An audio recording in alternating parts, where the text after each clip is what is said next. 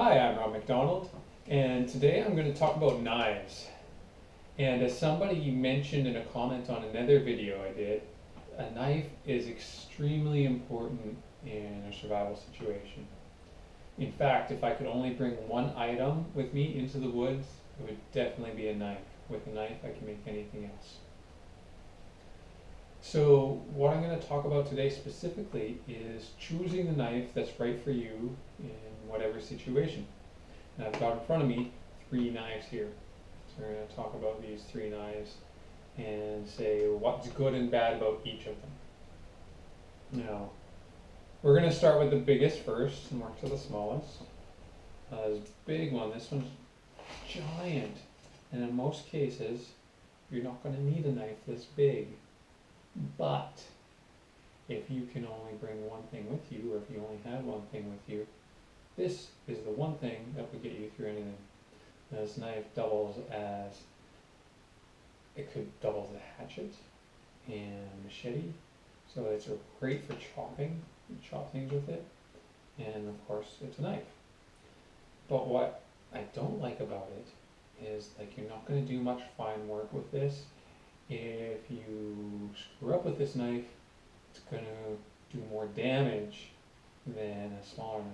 For example, if you're carving something down here and your knife goes too far, you get your leg, you're going to make a much bigger gash in your leg with this knife than you are with this knife. So in most cases, you're not going to need a knife this big. Only if you're out in the woods chopping things, on a backpacking trip, I'll bring this instead of a hatchet now and then use it for that. So yeah, don't go for the giant knife. You don't need to be Rambo out there, unless, in certain situations. Then I go down to the medium-sized knife. Now this guy gets way more action than that guy. And this is the size of knife that you're going to generally use for most of your work. And the best size for you is about the width of your hand. Like, this is a little bit wider than my hand, but I got pretty small hands, so that's not too bad. And it's nice, it's easy to handle, I can do fine work with it, I can still baton with it, I can smash through some stuff. And this brand here, it's called Mora. I don't know if you can see it on the screen, but this is my favorite brand. I don't work for the company, I'm not trying to sell you on it. This is the brand that has been used for ever. Like, people from the tracker school swear by this brand as well. It's really cheap, 20 bucks gets you this knife, and it's a special steel from Sweden. You have a choice of a high carbon blade or a stainless steel blade, or even a serrated blade. This one's a stainless steel. The edge doesn't last as long as a high carbon, but it's less maintenance in that I don't have to worry about it rusting, I don't have to oil it or anything. I just sharpen it once in a while, I'm good. And don't get the serrated blade. If you have a serrated back here, like this one has a little bit, but serrated's only good if you're like a fisherman and you're using to cut line or rope all the time. But other than that, like, what do you get with the serrated edge? This is the business part of your knife. This is where you want to do a lot of your work. And if it's serrated, it's going to really limit what you can do with it. So go with the straight blade. Unless, of course, you're in some specialized thing where you want a serrated blade. And then, some people would laugh at this guy. This is my teeny tiny Swiss Army knife. And this guy is so small. And you know what? I actually use this thing more often than either of these knives. And the reason for that is not the knife that I use more often. I rarely use the actual knife part. But it's a Swiss Army knife. It's got so many little tools. I can use this thing. It's a little file, also a flathead screwdriver. It's got scissors, which I find very handy in many situations. It's got tweezers and a toothpick. So I use all of those things.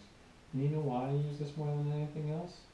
It fit in my pocket, so it just comes around with me no matter where I go.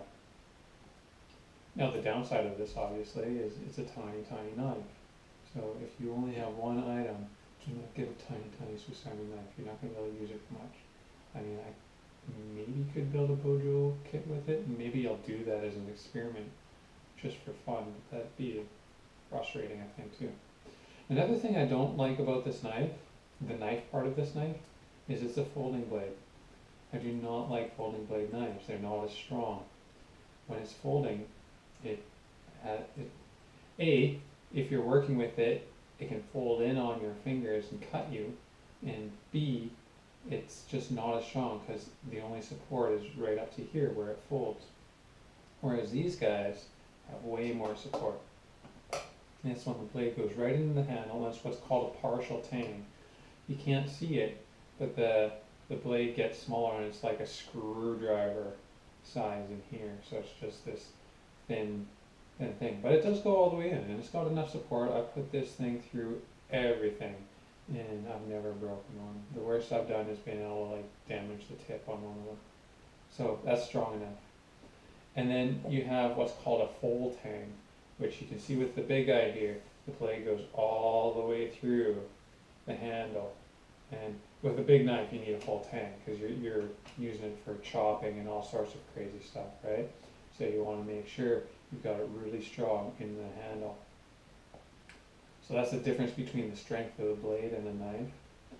And the other thing that's really important is your handle. Now, and that's another thing I don't like about folding knives. They don't have very nice handles. It's not nice to grip. When you grip a knife, you should be able to just grip it as hard as you can, and it should still be comfortable. Now with a folding knife, if you grip it as hard as you can, it's going to have these ridges where the knife goes in. It's not going to be as comfortable. I've never found one that is anyhow. But this is very comfortable. I can grip that. And even better is if you wrap some hockey tape around, then it's not even going to slide out of your grip if it gets wet or sweaty. Even the War knife here, it's got this nice rubber, and it's got, you can see the grippy part there. And I could squeeze that all day. I could have this in my hand all day. I can be working, and this handle's not going to bother me. But if you get like some antler handle or fancy wood handle or anything like that, it's not going to be as comfortable. And if you're using it a lot, your hand's going to get sore or maybe even blistered. So that's another thing to be cognizant about. So as you can see, there's a variety of knives. They all have their uses. Like I have all these different sizes, and I use them all. But my favorite for just knife is your average size. This is your day-to-day knife for you doing all sorts of work. And this is what I recommend for a person's first knife. If you don't have a knife and you're just starting out, get something like this. And once you've got this, you find if you want to do some chopping, you're out in the woods a lot, building big things, then get your big Rambo knife and look really cool. And then just a tiny thing you can carry around. Super useful. And then there's everything in between. Hope this has been useful. If you like it, leave a comment. If you dislike it, leave a comment. Tell me what kind of knives you like, what you look for in a knife. And share this with your friends. If you're not watching this on Live Wild already, go to the Live Wild website, livewildschool.com. And like I said, leave a comment on the video. And I also filmed an extra bonus video this week. And if you click on the Survive Anything tab in the top of the page, you'll have to register. This is my Survive Anything series of videos, and well worth watching. It is the most important skills you need for any survival situation. So once again, I'm Rob McDonald, and this is Live Wild. See you next week.